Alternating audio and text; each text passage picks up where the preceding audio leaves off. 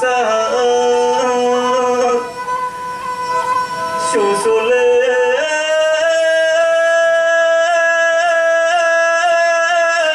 wa mani dingra champai bari wa kai mani kumari shobai orang dang sawo asuk jang naro wai no khubai lok sawui hambai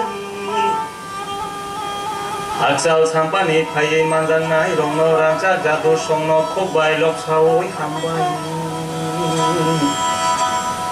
ini ni ojora roko tabung ni ojora roko jadu song no ba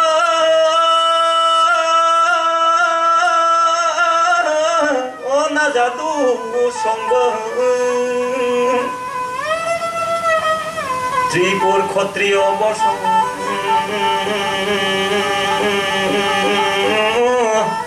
Ochini Tripura Sharok Shiri Shitini Shimino Shiburui Motayo Khulum Lai Phai Lai Mani O Najadu Songba Kongung Kok Thayo Sajagai Tonggo Saule Man Bai Khanado Sinile hukumu sini mukumu Oh sinile hukumu sini mukumu rono Sadagai tonggo ono gurum burum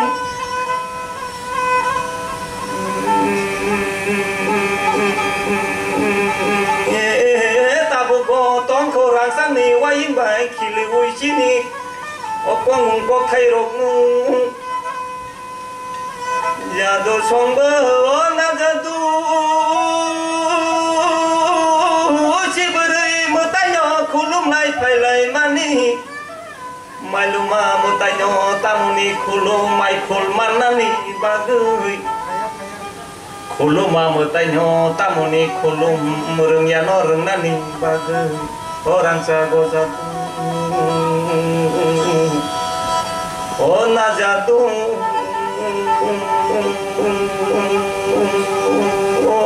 kusung le kusung raja salang sini Tripura hawo raja ne yaksu raja tongko tabugo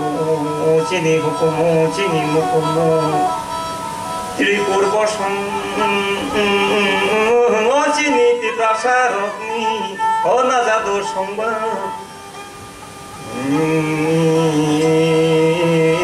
Pagi takuk rok pagi besekang aku pagi orang sini le hukumu sini mukumu pagi siang narak layanu Ereng asugo nyahata tongde sini hukumu sini mukumu tekang si tong nanangan Jadu songba na jadu